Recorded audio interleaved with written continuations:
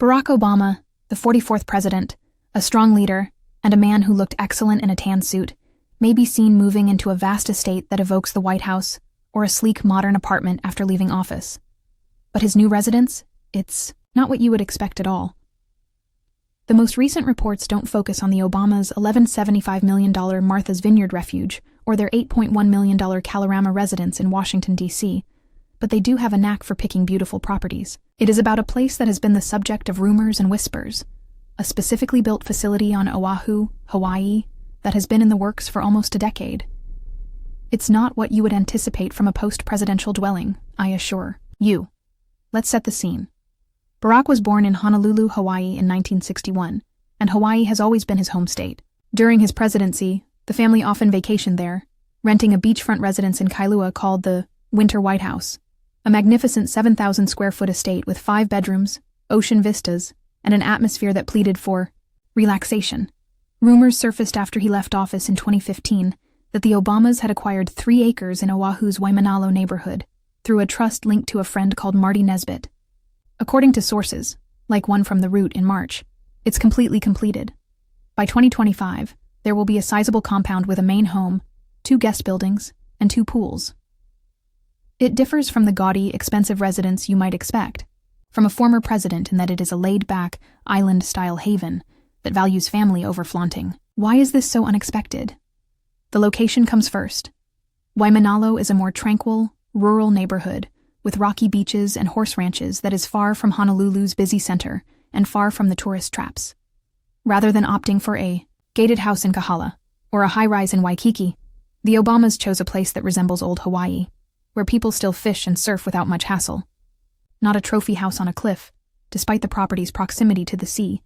It is tucked away amid 3.5 acres of thick greenery, providing views of the Koolau Mountains and a more hideaway than showpiece vibe. Posts on X claim that it's underwhelming for a man worth $70 million, but that's the point. Flash isn't crucial. Now picture the house itself, or what we know of it. Although no official photographs have been released, building permits and local whispers suggest a modern take on Hawaiian design. Think open-air lanais, low-slung roofs, and lots of wood, not a marble castle. TMZ reported 2 pools, one for relaxation and one for lap swimming, along with guest cottages for Michelle, Malia, Sasha, and perhaps future grandkids. Discussions of solar panels and a garden are related to Michelle's time spent in the White House vegetable patch. Despite its size, possibly 10,000 square feet overall, it is scarcely noticeable. You would expect a former president to go full out with a private helipad or a theater area, but this feels more like a family property than a display of power. The backstory contains the surprising detail. Residents of Waimanalo continue to lament the cost increases brought about by Barack's 2014 zoning modification, which permitted the construction of residences on this agricultural property. Then, a developer associated with the former Magnum PI ranch sold the site to Nesbitt's trust for $8.7 million. Permits were obtained in 2020, COVID delays occurred, and construction resumed until 2025. Why hold off?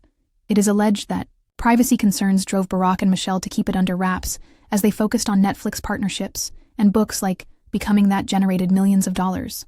Some others think it's just Hawaii's slow pace. Anyway, it's hardly the flashy, quick acquisition you would expect from a political rock star. How does it feel inside? Picture this: a kitchen with koa wood cabinetry, a living space that opens to a veranda with Pacific breezes, and bedrooms that are cozy but not opulent. As of now, no one has revealed. With a personal touch, like a place for Michelle's yoga mat or Barack's golf clubs, this may evoke the lagoon and stainless steel themes of the Winter White House. It's not even the physical polish of Kalorama or the grandeur of the White House. X posts mock it as just a big beach shack, but that's half of its appeal. It's a dwelling, not a monument, built for a man who wants to surf and is sick of being the center of attention. The house and the life it implies are both unexpected. The Obamas could have parked in Washington, D.C. forever, mixing with powerful people, or they could have built a legacy estate like Mount Vernon. Instead, they are betting on Hawaii, where Barack is not a celebrity, but a native child. Sasha, who is 23, and Malia, who is 26, are their 2 kids, and they may visit here in between shows in Los Angeles. He is 63. Michelle is 61. It's less about entertaining foreign leaders and more about sunsets and fish tacos. They can afford glitter, as evidenced by their $20 million portfolio, which includes Kalorama, Martha's Vineyard, and Chicago's Kenwood House. But this Oahu location suggests they'd like to unwind. So, Obama's new home? Not what you would expect at all. Nothing but a quiet little slice of heaven, more aloha than POTUS. No gilded gates, no bustle of the metropolis. It's surprising from a pair that typically zags when we anticipate it. Would you be willing to exchange fame for such peace and quiet? Tell me,